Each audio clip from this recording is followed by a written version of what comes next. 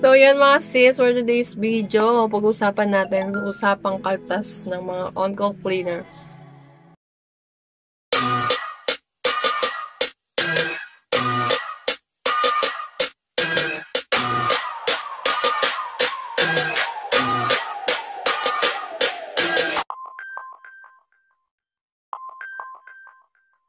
Welcome back to our YouTube channel mga kanaong. Kung bago ka pa lang sa aking YouTube channel, don't forget to like, share, and subscribe. Then pindutin mo palagi ang bell na yan ng all nyo po para lagi kayong notify sa mga newly uploaded ko pang videos. Then, huwag nyo kakalimutan yung ating FB page. Yan, papollow, like na rin mga sis. So, ito yung aking FB page. Diyan nyo ako sa mga gusto mag-PM sa akin. Yan po, PM po kayo dyan kasi yun yung nakapublic ko na account. So, yun. So, for today's video, mga sis, ano bang pag-uusapan natin? So, yun mga sis, for today's video, pag-uusapan natin usapang kaltas ng mga on-call cleaner. So, bakit nga ba merong mga company na merong kaltas, kinakaltasan yung mga isang on-call cleaner, diba?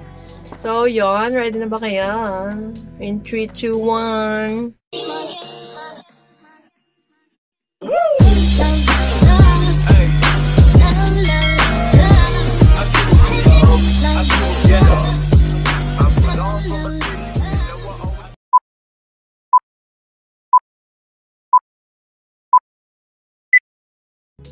Three, two, one, pasok again. So, ito ang inyong kanal sa Ate Maria. Pag-uusapan natin. Nagtatanong kasi bakit daw kasi sa iba, ina-play nila, tapos meron ding kaltas. Totoo daw ba yun? Na nagkakaroon ng kaltas, kinakaltasan yung isang on-call cleaner. So, yung po mga kinakaltas sa inyong sahod, totoo naman yon kung may kinakaltas sila. Pero inform din naman nila yon kayo. Then, alam nyo rin naman kung bakit kayo kinakaltasan. Kasi, yung number 1, nagre-refuse to work ka. Yan. So, number 2, yan, lalo na kapag kapag pina-replace ka, tas ayaw mo. Yun yung umayaw ka sa duty mo, ganon, hindi mo pinasukan. Yan. Pero, pag-refuse to work, depende sa kumpanya kung magkano sa inyo, isang araw ata lang. Ewan sa iba kung same lahat.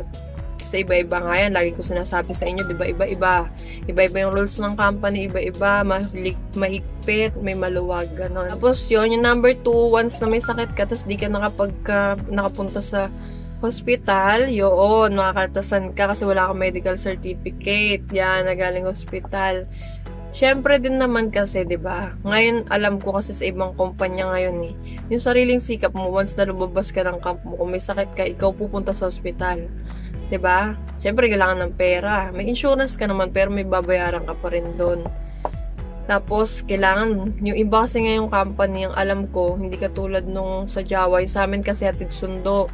Once na pumunta ka ng hospital o kaya pag shopping day, hatid sundo yan. Pero sa iba, wala kayong service, kayong bahala. Ayun na yung mga alam ko ngayon.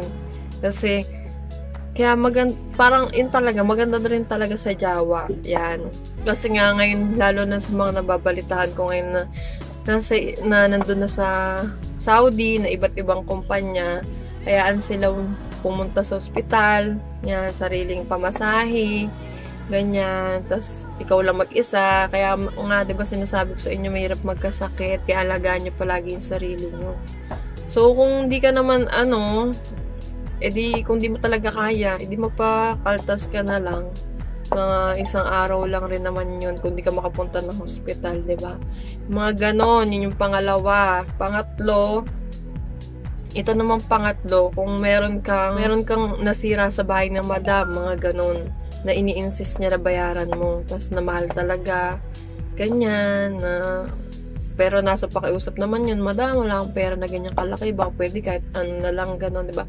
Kaya yung trabaho rin natin as on-call cleaner, hindi basta-basta, lalo na yung mga babasagin dyan, mamaya mabanggaan nyo, tapos mahal pala, pero yung pala, tigsi 50 lang yan, yung mga 5 SR lang, minsan kasi may mga ganun, pero pag nililisan mo talagang masyallah yung bahay, talagang malalaki, yun, ingat-ingat ka sa pagkilos-kilos, lalo na mga babasagin palagi yung mga gamit niyan, mag-iwas kayo sa pagpahid-pahid ng mga yan, ganyan, mga sa kuminis, mga ganyan gusto nila, iwas kayo kasi mamaya mabasag nyo, tas magkano pala halaga nun, mawindang kayo, diba? Yun din, hindi porket nagmamadali ka, yung gaslaw ka na yung galaw mo, mga ganun. Ingat ka pa rin lalo sa babasagin mga sis ha. Yung lagi yung tandaan. So, yun. Ano pa bang kinakaltas? Yung sinabi ko na yun sa refuse to work. Ayan, kapag ka talagang hindi ka pumasok, at kunyari, wala kang pasok, di ba? Pwede yun. Ikaw yung hahatakin kasi yung isa, yung talagang may duty noon, pwedeng wala pa siya sa camp nyo or na-extend siya or malayo, hindi po makauwi agad pero kailangan nang umalis kasi sa kabilang driver siya. So, kailangan kang hatakin kasi wala ka namang pasok, di ba? Pero pasok naman sa yung sahod doon, kaya huwag ka mag-alala.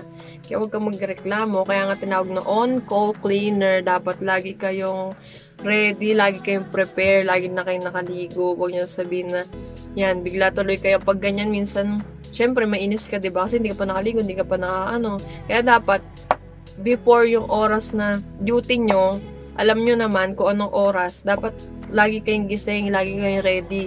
Kasi, minsan, merong mga apps dyan. Katulad sa may mga apps na on-call cleaner, diba? Meron yung sa titignan mo ng gabi pa lang, wala kang duty. Pero kinaumagahan, ako, tulog ka pa, hindi mo alam that lagi mo rin check yan, lagi mo mag-a-alarm. Mga maaga pa lang para makakilos ka, lagi mo i-check, tapos matulog ka na lang ulit kung wala ka talagang duty sa umaga. Yung mga ganyan, baka sabihin bigla kang pumapasok eh. Kaya nga on-call, cleaner on-call, diba? Isang tawag lang sa inyo, hindi kayo permanent na talagang pag inasahan mo na may schedule ka, yun lang yun. Hindi, pwede pa kayo pasukan. 'Di ba? Mga ganyan dapat laging ready, prepare. Kasi kapag ganyan, iinis kayo, 'di ba? Yung mainis kayo, ano ba yan? Hindi ako yung ganyan. Pero dapat alam mo na yung trabaho mo. Hindi yung reklamo ka pa, ganyan. Kasi wala ka nang magagawa eh. Anong gusto mo?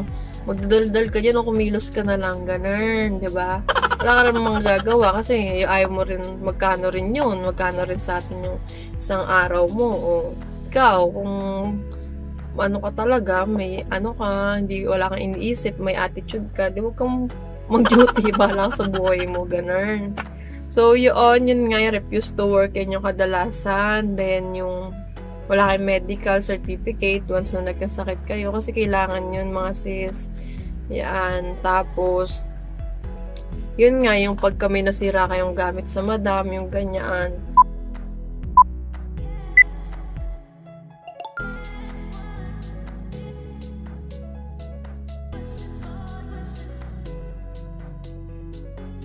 Yun lang naman yung mga kaltas na binabawas sa atin ng ating kumpanya. Pero ini-inform naman kayo doon. At alam nyo na rin yung sa sarili nyo, diba?